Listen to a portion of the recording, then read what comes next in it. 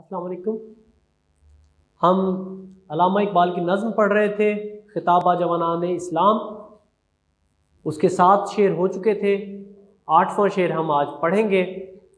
8वां शेर है, गंवादी हमने जो असलाफ से मेरास पाई थी। गंवादी हमने जो असलाफ से मेरास पाई थी, सुरैया से ज़मीं पर आसमान ने हमको दे मारा। गंवादी यानी खो दी क्या चीज़? जो हमने जो असलाफ से, असलाफ कौन है? हमारे आबाओ अजदाद से मेरास पाई थी। मेरास क्या होता है? विरसा। विरसा में जो चीज़ मिली होती है। सुरैया से ज़मीं पर आसमान ने हमको दे मारा।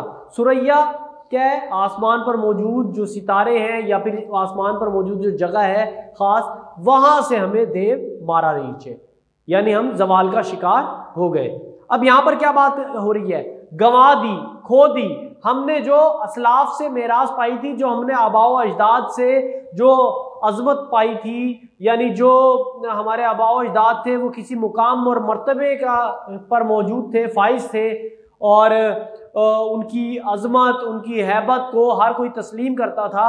वो अजमत और हैबत उनमें क्यों आई, कैसे आई, एक मुकाम और मर्तबा उन्होंने कैसे हासिल किया? यानी अपने इल्म की बदौलत हासिल किया। उन्होंने अपनी ज़िंदगी को, तहजीब व तमद्दुन को जो है वो इस्लाम के मुताबिक गुजारा, और उस तरीके के मुताबिक गुजारने पर वो एक तहजीब याफ्ता कौम साबित हुई, और उस इल्म की बदौलत उन्होंने तरक्की की और उन्होंने अपना लोहा पूरी दुनिया में मनवाया। वो जो मेरास थी, वो जो विरसा था, वो जो विरासत थी, वो हम तक मुंतकिल ना हो सकी क्योंकि हमने उससे फ़ायदा नहीं उठाया। हमने अपने आबाओ अजदाद के तरीक़ेकार पर अमल नहीं किया। हमने उनका इल्म जो है वो अपने पास महफूज नहीं रखा। उनके जो मौजूद इल्म था, उनकी जो किताबें थी, उससे हमने रहनुमाई हासिल नहीं की। हमें चाहिए था कि जो हमारे आबाओ अजदाद ने विरसा छोड़ा था, हम उसमें मज़ीद तजर्बात, मुशाहिदात और अपने इल्म की बदौलत उसमें मज़ीद इजाफा करते, लेकिन हमने उस इल्म से फ़ायदा नहीं उठाया। उस इल्म से फ़ायदा किसने उठाया?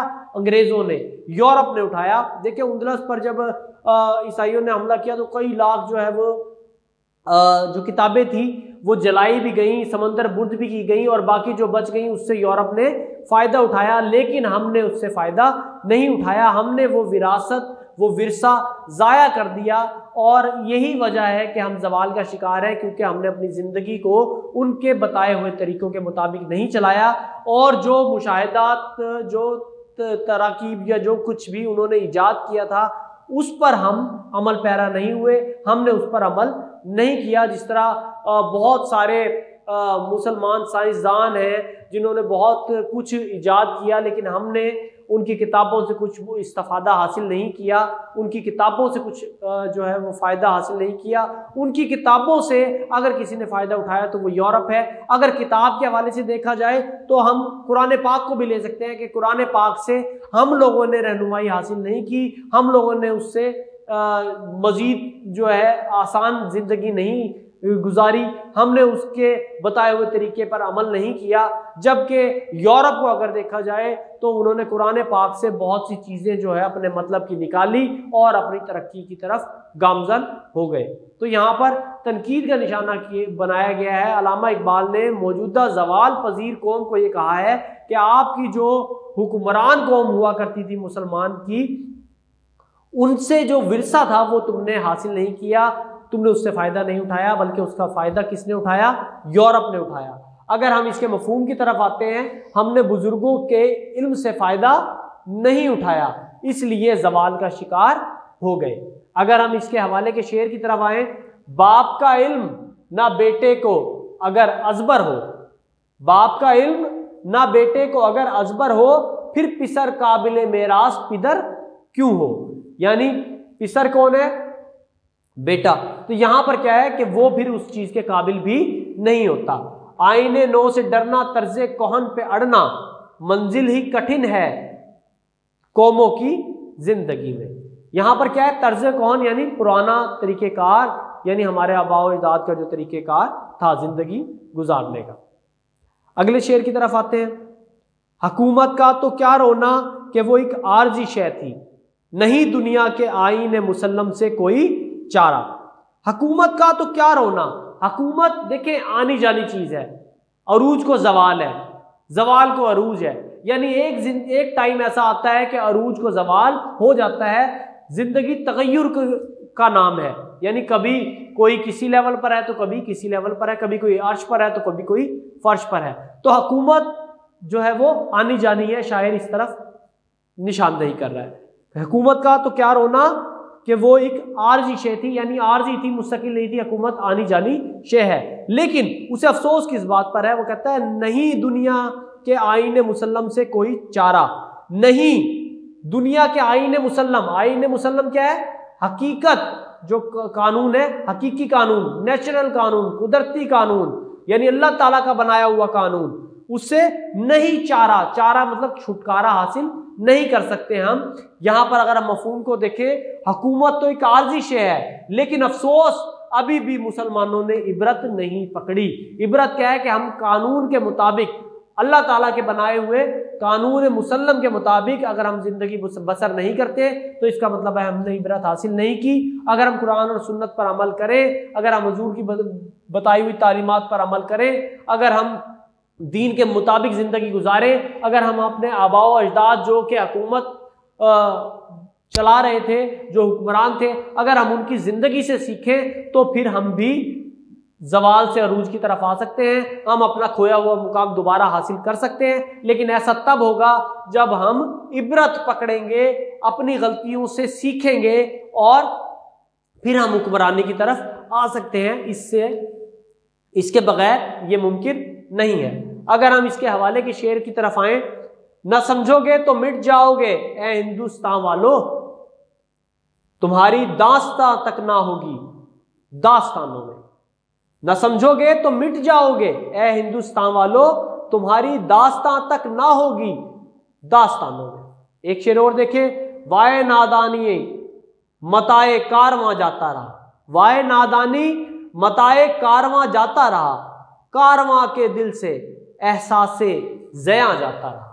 तो बात यही है कि हमने जो चीज़ें हमें अपने आबाओ अजदाद से लेनी चाहिए थी, हमने वो नहीं ली, हमने अपनी गलतियों से नहीं सीखा, हमने इबरत नहीं पकड़ी, इसी वजह से आज हम जवाल का शिकार हैं। और शायर को भी यही गिला है। शायर कहता है हुकूमत तो आनी जानी थी, लेकिन तुम्हें अपनी गलतियों से इबरत पकड़नी चाहिए थी।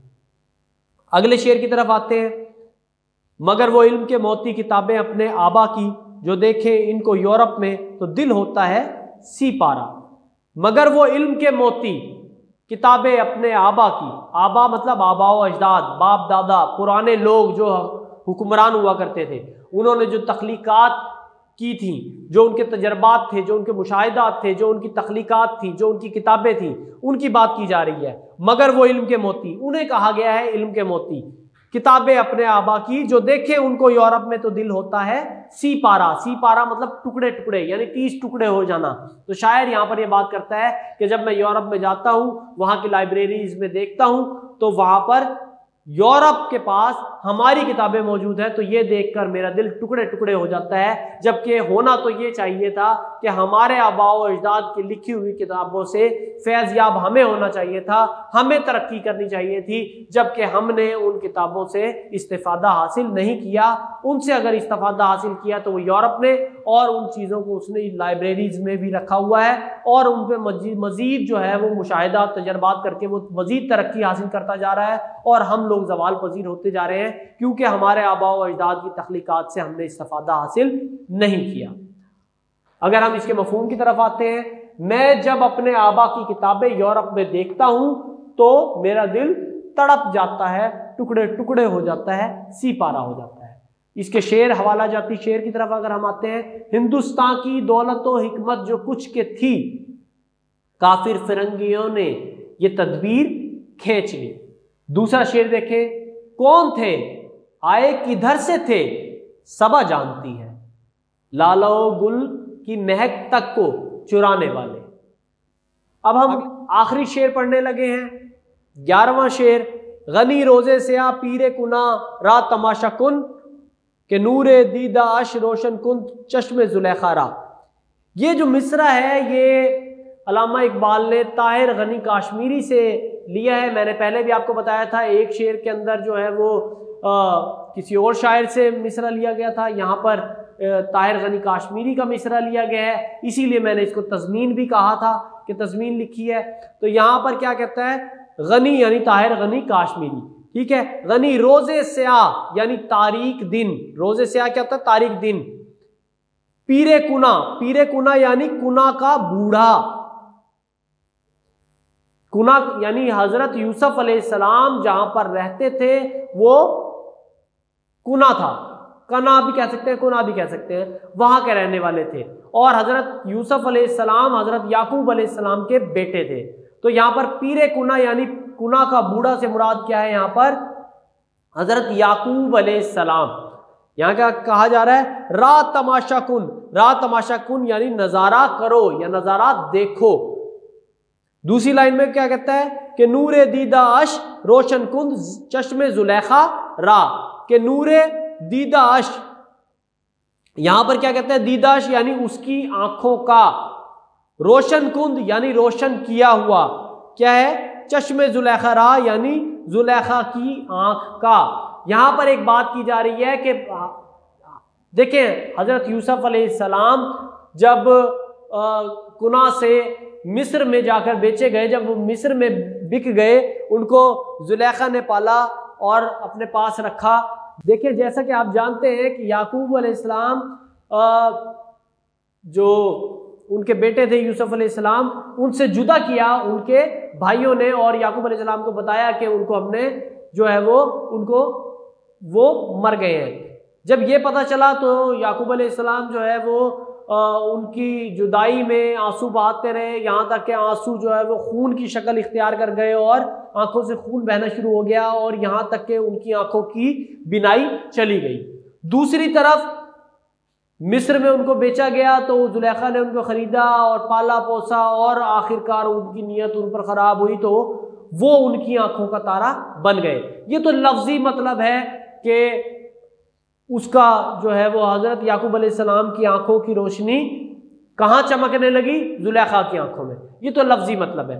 जबकि अगर हम इसको शेर के मफहूम को जो इकबाल कहना चाह रहे हैं वो ये कहना चाह रहे हैं, यहाँ पर याकूब अलैहिस्सलाम से मुराद क्या है, मौजूदा दौर के जवाल पजीर मुसलमान, यानी जिस तरह याकूब अलैहिस्सलाम यूसुफ अलैहिस्सलाम के हिजर में रो रहे थे, जुदाई में रो रहे थे, खून के आंसू रो रहे थे, यहाँ तक कि उनकी बिनाई चली गई, इसी तरह के जो मौजूदा मुसलमान हैं जो जवाल पजीर हैं वो रो रहे हैं और खून के आंसू रो रहे हैं और गुमराही पर रो रहे हैं। अब यहाँ पर क्या बात है, यानी याकूब अलैहिस्सलाम से मुराद है मौजूदा जवाल पजीर कौम, जुलेखा से मुराद कौन है, यूरोप, और यूसुफ अलैहिस्सलाम से मुराद हैं वो किताबें, वो इल्म जो हमारे आबा व अजदाद ने छोड़ी थी। तो जिस तरह से यूसुफ अलैहिस्सलाम के हवाले से याकूब अलैहिस्सलाम यूसुफ अलैहिस्सलाम से फ़ायदा नहीं उठा सके, वो उनके बहुत ज़्यादा जो है वो हरदिल अजीज़ थे बेटे, लेकिन इसी तरीके से मुसलमानों ने जो जवाल पजीर हैं उन्होंने किताबों से फ़ायदा, उनके इल्म से फ़ायदा नहीं उठाया जो हमारे आबा व अजदाद ने छोड़ी थी। जबकि जुलेखा ने यूसुफ अलैहिस्सलाम को अपनी आंखों का तारा बना के रखा, ये एक लफ्जी मतलब है। जबकि दूसरा मफहूम क्या है कि इसी तरीके से यूरोप ने जुलेखा को इन्होंने यूरोप के मानों में लिया है, यूरोप ने हमारे आबा व अजदाद की किताबों से फ़ायदा उठाया, इसीलिए वो आज तरक्की याफ्ता हैं और हम जवाल पजीर होकर उनकी गुलामी कर रहे हैं। उम्मीद है कि शेर समझ आया होगा। ये था आज का लेक्चर। नेक्स्ट लेक्चर में इंशाल्लाह हाजिर हूँगा। बहुत शुक्रिया। अल्लाह हाफ़िज़।